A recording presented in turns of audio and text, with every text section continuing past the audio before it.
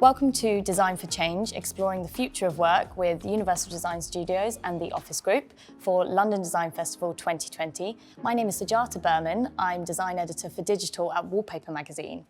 And now, not to use too many buzzwords, but during our unprecedented times, we've had to really rethink about our working space and how we're working. We've been on the sofa, we've been on our kitchen counters, and now we need to think of a new normal and what that's going to look like. Two companies who have been pioneering in flexible workspaces is the Office Group and Universal Design Studio. The Office Group since 2003 has been doing this with co-working spaces in the UK and Germany, and award-winning practice Universal Design Studio has been working with them on spaces like this, United House in Notting Hill. And we've got a beautiful view on the 5th floor today of London. And we wanted to talk about how the pandemic has actually accelerated changes that have already been in play in flexible working. We want to ask questions like, what will our new office look like and what do we need from an office? And we have two amazing brains for this today. Can you introduce yourself? Yeah, I'm Nassim Kurting, Head of Design at the Office Group. And I'm Katrine Balchik, Head of Design Research at Universal Design Studio. So, how is the world of work changing? Big questions already, but how is the world of work changing? Should you start, Nassim? Oh, yes. I think the world of work is changing in that, exactly what you said, the pandemic has accelerated changes that were already in play, that were already happening. We knew we needed to move towards using technology. We knew that flexible work and working in a more flexible way is the way of the future. And I think that the pandemic has just pushed us towards that. Yeah. And what about you, Katrine?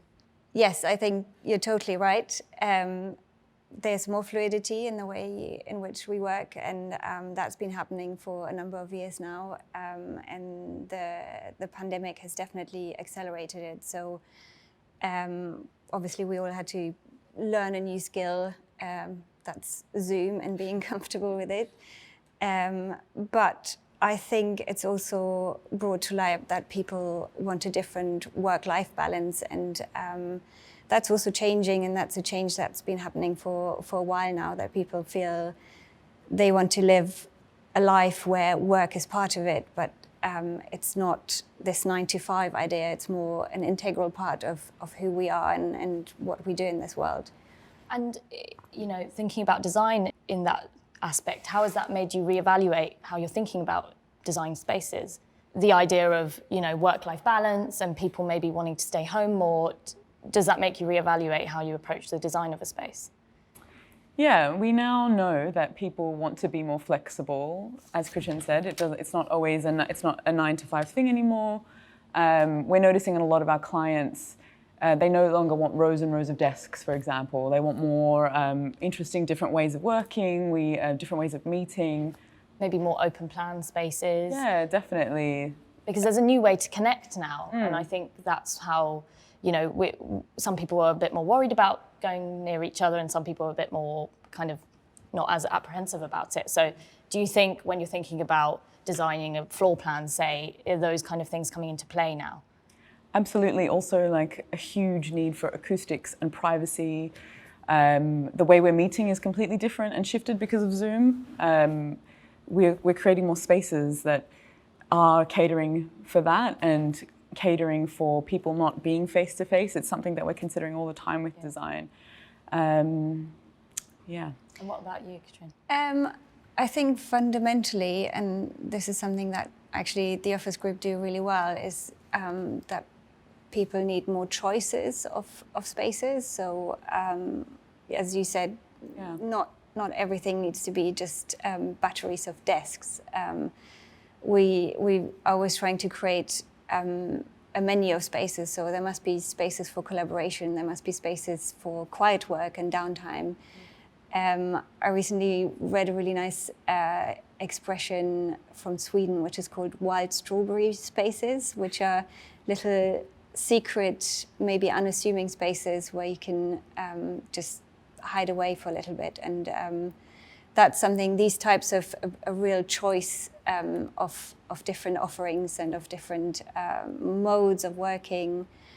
And also thinking about the rhythms of the day and of the week. So you might want different spaces in the morning than in the evening. And and throughout the year as well, even. So that we're always interested in responding to this. Well, talking about hideaway spaces, you have one here at United House, which is the Mindful Lounge. Yeah. Can you tell us a bit about that, Nassim?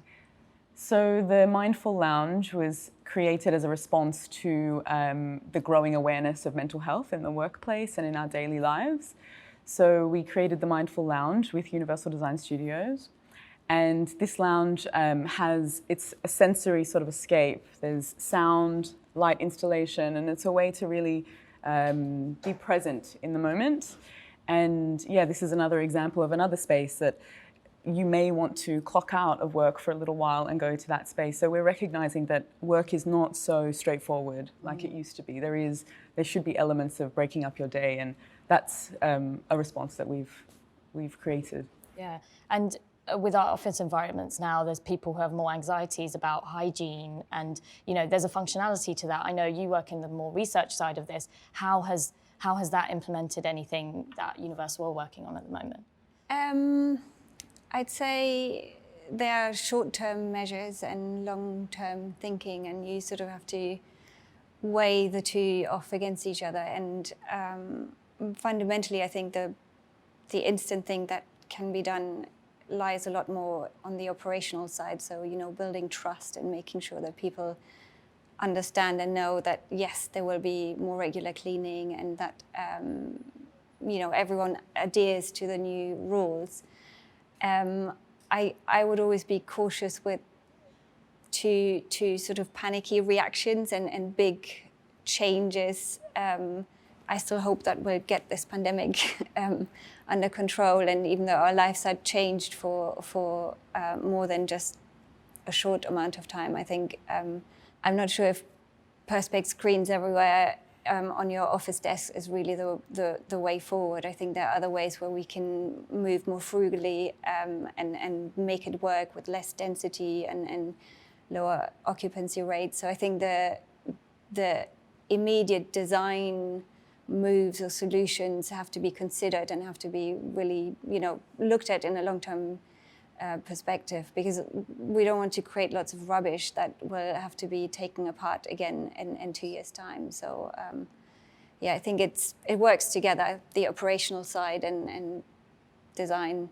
Yeah, the Perspex screens does feel like the short-term thinking. Is there any long-term thinking that you're having at the moment, Nassim, for this kind of more functional side of hygiene? Yeah, definitely. So we know that I wouldn't even call them short-term in a way. They're just things that need to be taken care of, and our clients, we're seeing that they want us to take care of hygiene, security, air quality. These are things that they want to be taken care of, but almost in an invisible way. Of course, yeah. Yeah, so, and then thinking long-term as well. Yeah, and we've talked a lot about the functional. What about the beautiful? And can they coexist together, Nassim? Absolutely. I'd like to think they can.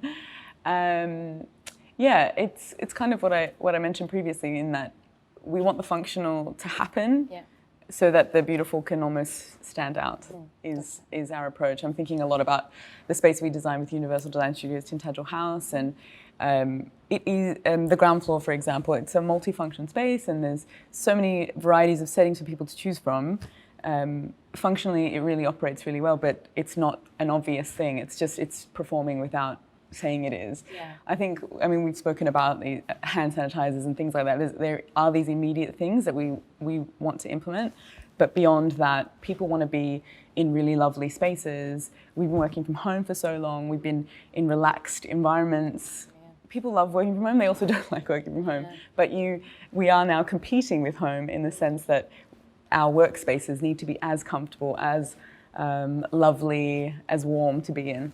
So we're talking about the needs of people. What, other than the comfort aspect and bringing their home into the office, what other needs are you seeing that clients are wanting at the moment from their office spaces?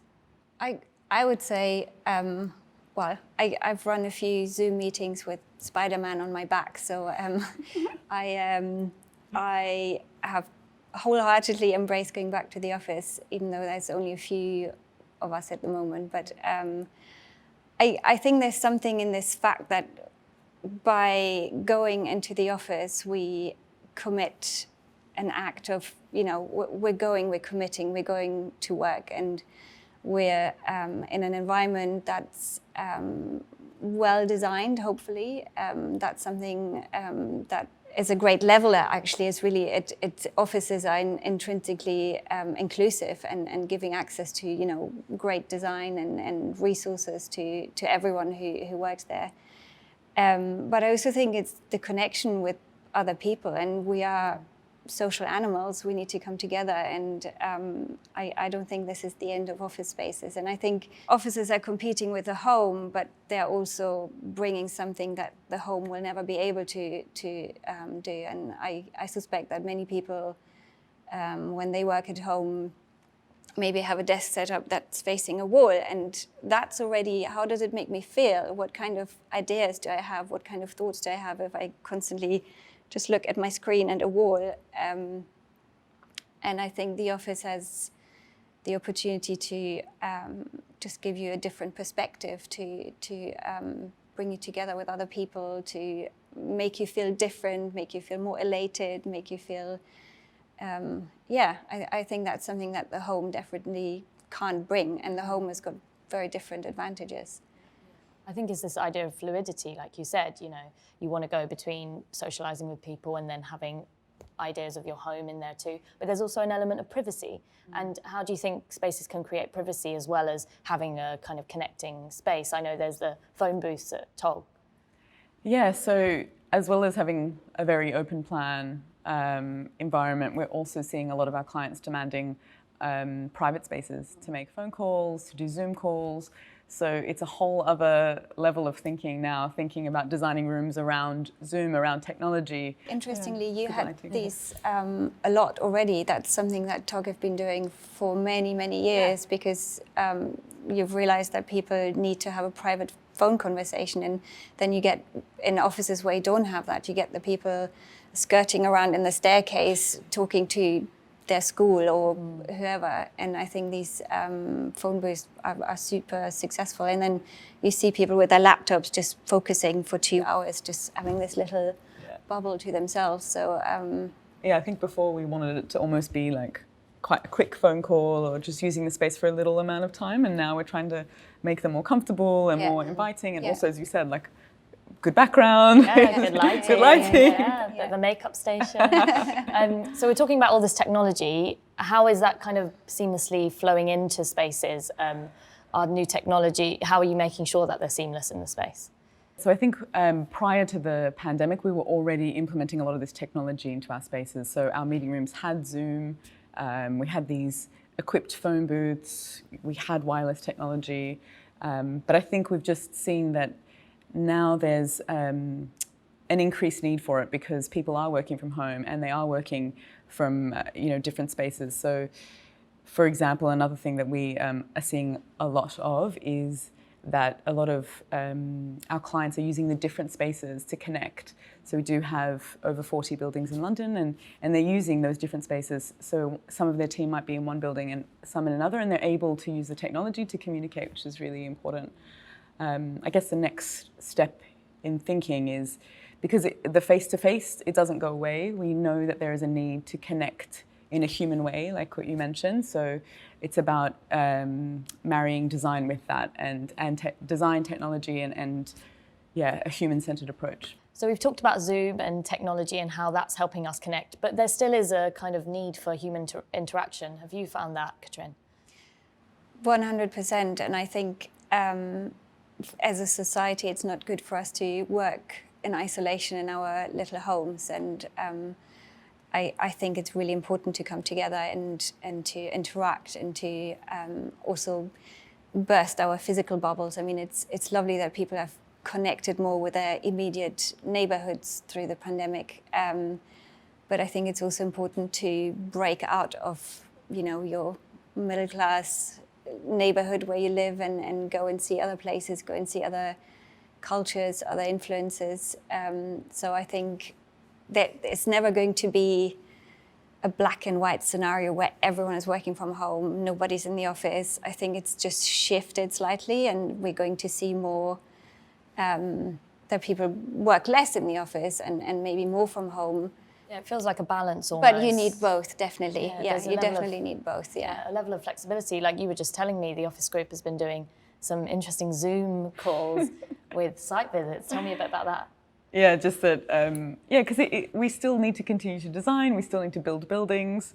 So we've been doing a lot of our site meetings. We've got a few buildings in Germany, and we've been doing our site meetings over Zoom. So how does that work? Super entertaining. You get the laptop and you're over the phone, and we'll get the contractor just moving around the site to show us things. But I mean, nothing beats seeing things in person. So it's hard to select a color over Zoom or test out an idea over Zoom. So yeah, we definitely need that physical presence. And the site is a good example because as anyone who's ever worked or had to do a construction site knows, if there's an issue, you best go and talk in person and try and sort it out. This works a lot better than phone calls or anything. You just connect on a different level with another human in front of you.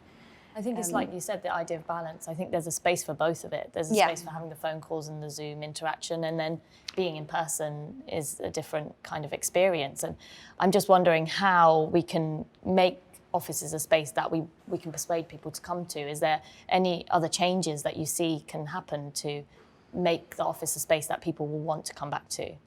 I would say, for me personally, the main reason to go back to the studio is to connect back with my company and the company's culture, and to feel like, again, I'm part of this bigger being that works towards a shared goal. And I think it's really hard to maintain that over Zoom. It's really hard to... working in a creative space, Yes, and collaboration, again, we've had really difficult times trying to design together in 5 or 6 different households and trying to convey ideas. There's something about Zoom where you don't say anything because otherwise the mic goes to you, and it's really hard to have a design conversation like this. Normally we'd sit around a table and sketch, and there's some kind of information flow that goes between people that isn't spoken maybe even, and so that's been really difficult over Zoom. So all these more hands-on activities will definitely thrive from people returning to the office. And I'm sure people will actually embrace that. And obviously everyone is different with their fears and how they feel about the virus. But hopefully that slowly people will return. Yeah. And like you said, it's a cultural space too. And I mean, how do you create a space that encourages diversity, inclusivity? Katrin, how do you think that works?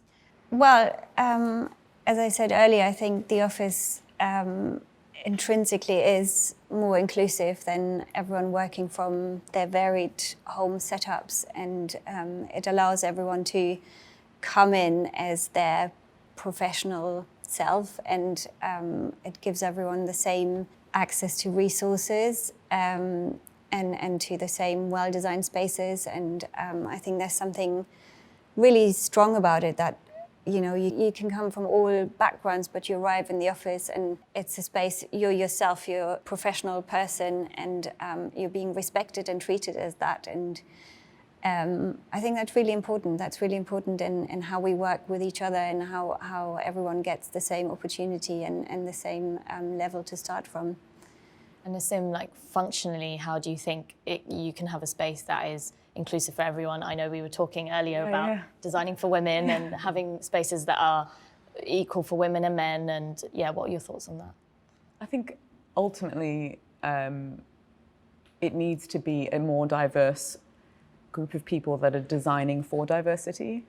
So I think there needs to be more women, more people from diverse backgrounds designing our spaces if they are to be inclusive. So take, for example, designing for women, and we were speaking a lot about the book Invisible Women by Caroline Perez, and she talks a lot about bathrooms and office spaces, and how traditionally they haven't been designed to include women. So I think the design community needs to see more diverse people designing in order for our spaces to be inclusive. Yeah. I mean, we are trying at the office group. we've seen our clients asking for things like mothers' rooms and prayer rooms, and we've incorporated meditation spaces and recharge spaces so that people are able to, carry out what it is they need to do during their workday. Yep. So it's small things like that, but yeah, it ultimately needs to be diverse people designing for diversity. Yeah. And working in research, Katrin, do you see that shift happening? Are people more open to having those different elements that I can't believe we haven't seen until now, like mothering rooms and prayer rooms and those kind of spaces? Yes, definitely. I mean, it's a slow development, but I'm hopeful that these things are changing and will create more inclusive environments in the end. I think as much as the way the spaces are designed is also the work culture that's changing, and businesses recognizing that, they're losing a huge amount of very talented people if they don't cater for diverse backgrounds or for all genders and all the rest of it. So I think as much as it's a sort of humanistic value and ambition, it makes economic sense. So. And there's an area of learning as well. What would you say is the ideal kind of learning environment? And are there any examples from either of your entities that you can think of? I think it's a lot what Katrin was saying before about having a variety of settings in order to work from. That way we are catering for different ways of working. If someone wants to work in a more, a louder, more open space surrounded by people, there's the opportunity for that. But also if people want a more private space, they can do that. So just offering a lot of flexibility is what we are seeing is the future of workplace design.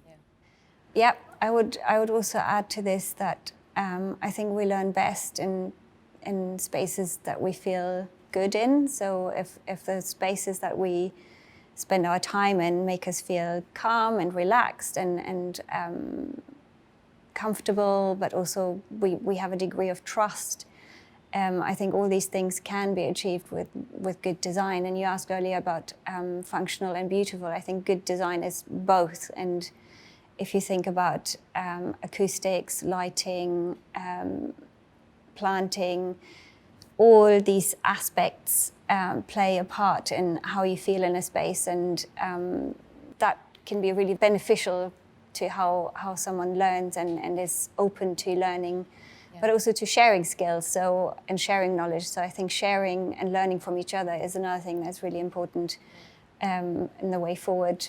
And it comes out of the human interaction again. We talked briefly about satellite offices and whether this is going to be the way of the future. Many people might not know what they are, so can you explain what a satellite office is?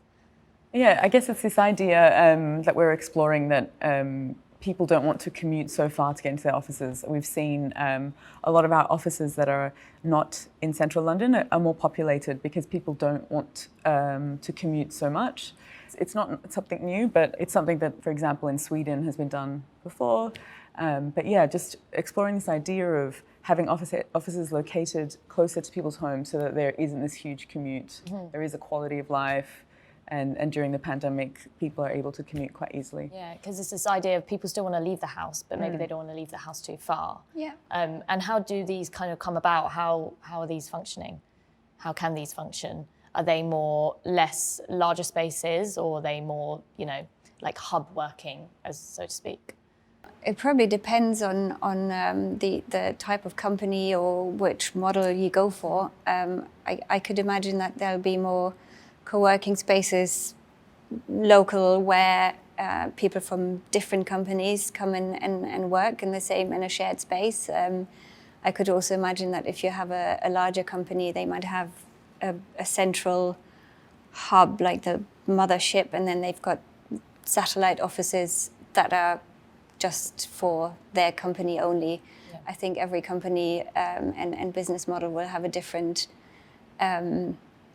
idea of what this looks like. I think there might also be a time when even in a city context you have almost like a city campus for companies. So you have again this hub, but then you have the satellites that aren't necessarily completely out in the countryside, but they're just a bit out or in different locations, and maybe they work on a project basis, so maybe they're a lot more flexible.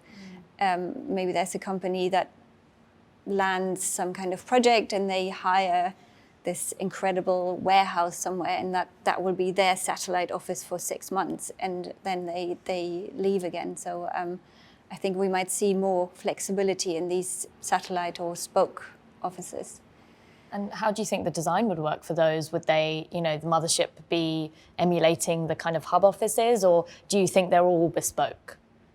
At the office group, we do, because we have all these locations that are designed specifically around the area which they're located in, so no two offices look the same.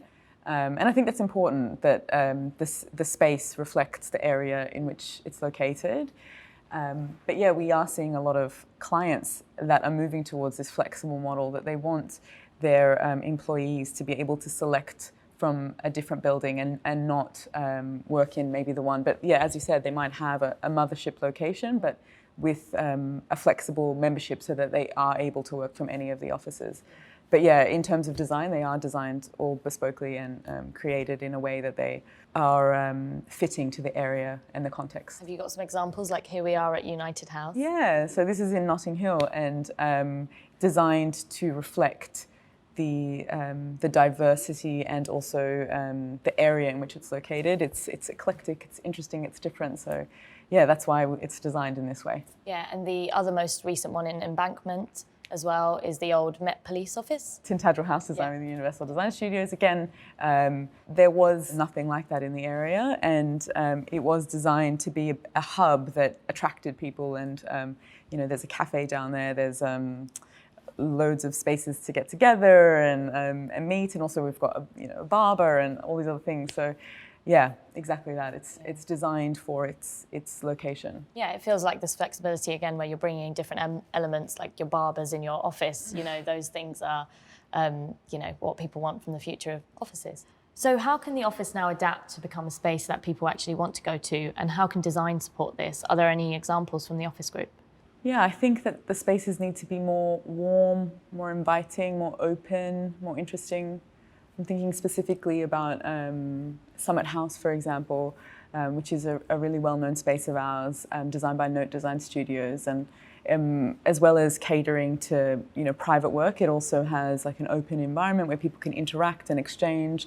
So it's got the combination of both. And does it still have things like these beautiful dividers and soft furnishings that divide the space, so people can still feel comfortable about having distance? Yeah, exactly. It has exactly that. So we've got the screens, we've got, not necessarily the plexiglass screens, but we do have beautiful screening, and it's designed in a way that is quite open and does give you the distance, but not so functional looking. Yeah, and Katrina and I were talking that when you have a beautiful space like Summit House, it actually makes you want to dress up and go to work. I think that was going to be a persuading factor for people coming back to the office. The office might become now somewhere that it's like an occasion to go in. I know for me, it's become a real novelty, dressing up today, for example. Yeah, I think there's something really nice about making an effort and looking your best self, and that sets you up psychologically in a different way. And design does that for you, and well-designed spaces, they make you feel elated and ready to tackle what's ahead. I've actually noticed during the lockdown, the first Zoom conversation I had with a client who normally wears a suit and is quite formal, and he was wearing a jumper or something quite informal, and it threw me. I was slightly concerned. I suddenly felt, oh my God, the world is really going to hell in a handcart because of this. Yeah, like you said, it's a psychological shift. You're so used to seeing someone looking that way as much as you're used to being in a design space in a certain way, and it kind of changes your mindset in a sense. Yeah, and I think that offices or workspaces, I think office, the word is probably really outdated now, but workspaces are the places where people make business decisions. They are the places where we come together, we meet, we negotiate, and we make hardline decisions sometimes that affect the economy. So they are the foundation stones of our economy. And so they still play an important role in that regard and need to be seen as such as well. Yeah, absolutely. I know, Nassim, you have a bit of a controversial opinion on the whole dressing up to go to work. You've enjoyed being in a more casual way at home, haven't you?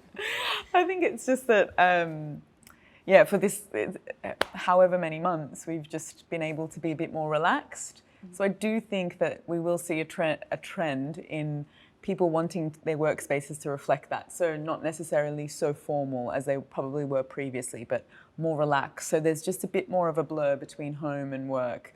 Not to say you should be in your pajamas at work. Falling in pajamas. I mean, if your workspace wants. Okay, but I think a place like the office group adapts to that because there are these more not even formal, just more beautifully designed spaces, and there's more casual spaces that you can feel a bit more like you want to be in a casual outfit, so to speak.